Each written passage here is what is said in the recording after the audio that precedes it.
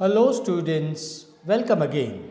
Students, in our previous video lecture, we discussed St. Coleridge, William Wordsworth and P.B. Shelley as the most important romantic poets of the 19th century, and today we want to understand John Keats' contribution to English poetry. We are going to analyze Keats' poetry as the romantic poetry in English literature.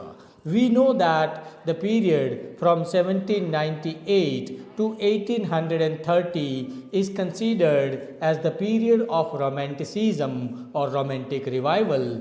During this period, we have some great poets like William Wordsworth, St. Coleridge, P.B. Shelley, John Keats, Lord Byron, who are writing fantastic, highly imaginative and emotional romantic kind of poetry. But if you compare all these romantic poets, one thing is very sure, that John Keats sits on top of all other romantic poets. Why? Because though he lived a very short life, he was born in 1795 and died in 1826. He died at the age of 26. So he lived a very short life, but still his contribution to English poetry is quite memorable. As you can see on this screen, these are some immortal poetical works written by John Keats. Okay, we have Intimation of Spenser, we have Isabel, we have Hyperion, we have Lamia, Ode to a Nightingale, Ode to a Grecian Urn, and so many other hundreds of odes written by John Keats, and so many other ballads, odes, and other lyrics are written by John Keats. Okay, now in today we want to understand Keats as a romantic poet. So, if you want to analyze Keats' poetry as romantic poetry, you should basically know what are the important features of Romanticism or romantic poetry. As you can see on the screen, romantic poetry is always pure poetry. It has the element of escapism, love for beauty, love for past, love for nature, and introduction of some supernatural elements. These are some common features of Romanticism, and these are the features you will find in the poetry of John Keats. So one by one we are going to examine all these features in Keats' poetry. Number one, John Keats is indeed a pure romantic poet. Now what is pure poetry? This has been a debate among the critics and scholars. What is the ultimate aim or purpose of poetry? Some critics believe that it is the aim of poetry to raise a voice against the social problems of the society, social evils of the society. Okay, so they consider poets as responsible people who can express their anger against the social evils in the society. But some people, some critics who believe in the theory of art for art's sake, they believe that a poet is a pure artist who does not think about the audience, who does not moralize his poetry, who does not teach anything to the society. So in that sense, we can say that John Keats is indeed a pure poet. Why? Because he does not deal with any social problems. He deals with the problems of his own. Okay. John Keats' poetry does not give any message to the society. He does not have anything to teach the readers, and that's why he is away from morality in poetry, and that is the reason why that is the reason why we consider him, John Keats, as a pure poet and his poetry as pure poetry. Another important feature of romantic poetry is escapism. Okay, escapism means what? The poet tries to escape from the harsh reality of this real life, and he travels farther into the world of imagination, right? And here, if you examine John Keats' poetry, you find this element. Okay, why? Because he has great, wonderful power of imagination. It is with this power of imagination that John Keats flies high in the sky of imagination, in the sky of the imaginative world. His poetry talks about the period of Middle Ages. His poetry talks about the past time. Okay, so you can say that John Keats is a poet of the 19th century who escapes from the harsh realities of his real life, and he finds pleasure in the imaginative world of his own. So that's why you can say there is the element of escapism in his poetry. For example, the poem, very popular poem, Ode to a Nightingale, there he creates his imaginative world where he enjoys the sweet eternal song of the nightingale.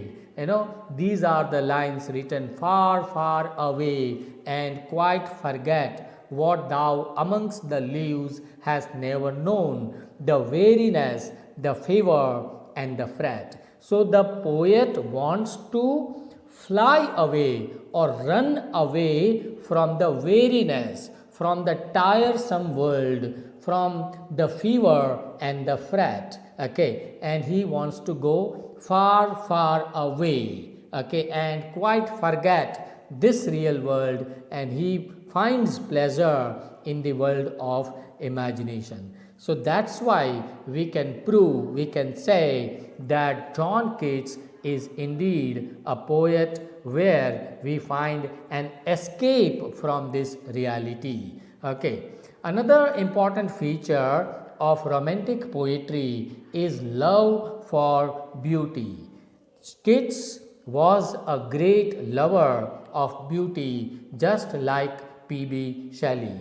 Okay, beauty is in fact his religion. According to him, beauty is everlasting and it affects all our five senses. Five senses means sense of smell, sense of taste, touch, hear, and sense of seeing, right? Beauty is very sensuous for John Keats, and that's the reason why he writes this line, which is very popular: a thing of beauty is a joy forever. He says that beauty always delights the human beings, right? So in his early life, his appreciation of beauty was purely physical. You find some sensuousness of beauty in his early poetry. Okay, but later on, when you read his last poems, there you find little bit of philosophy. This is the example of how physical beauty attracts John Keats. Mark these lines: light feet, dark violet eyes, and parted hair, soft dimpled hands, okay, white neck, and creamy breast. So here he is describing a woman whom John Keats loved. Okay, so this is called he creates an imagery, a visual imagery before the eyes of the readers by describing the beauty of a woman.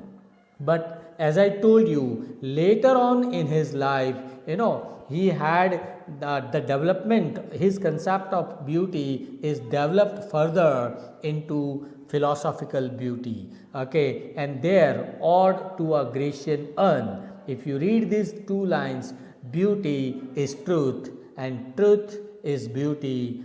That is all you know on earth and all you need to know. Okay, he now connects beauty with the ultimate truth in a philosophical manner. So, beauty is the religion of John Keats. In the beginning, he took beauty as sensuous pleasure, but later he takes beauty as the ultimate truth of life. So that is the reason why the critics and scholars consider John Keats as the romantic poet. Another important feature which makes Keats a romantic poet is his Hellenism, or is his love for Greek culture and medieval literature.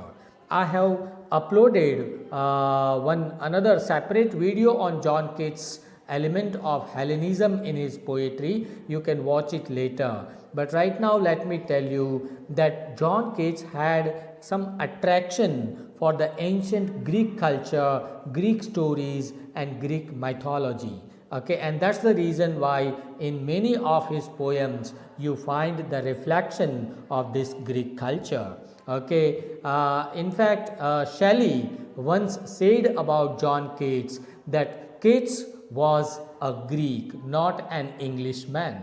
Okay, for the themes and stories of his poetry, mostly John Keats has taken some stories from Greek culture, from Greek mythologies, and that is the reason why, you know, when you read Endymion, when you read Hyperion, when you read Lamia, or to a Grecian urn, these are very popular poems written by Keats. In all these poems, you have that Greek medieval atmosphere which makes his poetry Hellenistic poetry.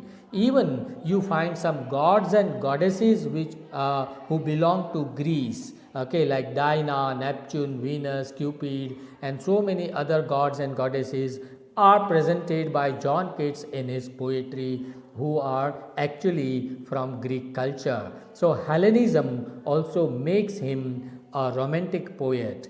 Another important feature which makes him a romantic poet is his acute love for nature.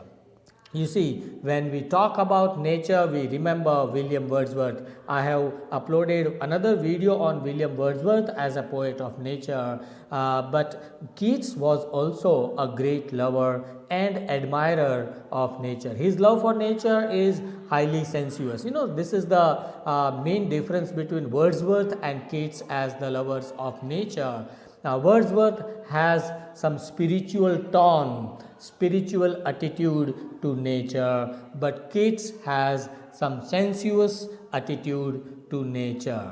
Okay, Crompton and Rickett, the historians, have rightly observed that whereas Wordsworth spiritualizes and Shelley intellectualizes nature, Keats is satisfied, Keats is content to express her thoughts, her through the sense. Her means nature through the senses. The odor, the smell, the sound, the touch, the pulsating music.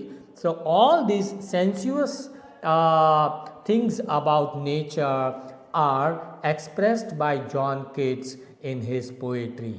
Okay, for John Keats, nature remains the ultimate source of poetry and joy. He gets inspiration from nature in order to write poetry, and that's the reason why he has written these two lines.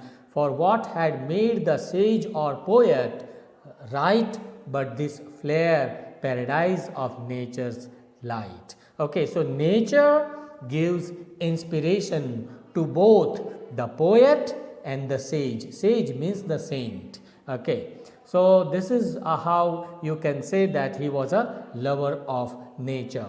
Another last important thing about John Keats' poetry is supernatural elements. The introduction of supernatural elements also make the poet a romantic poet. I have uploaded another video on S.T. Coleridge as a poet of supernaturalism. Okay, but here let me tell you that among all romantic poets, Coleridge and Keats are the two supernatural poets of the period of romantic revival. The Coleridge's poems, Kubla Khan, is full of supernaturalism. In the same manner, if you read John Keats' poetry, La Belle Dame sans Mercy, or if you read Isabella or The Pot of Basil, there you find supernatural elements in his poetry.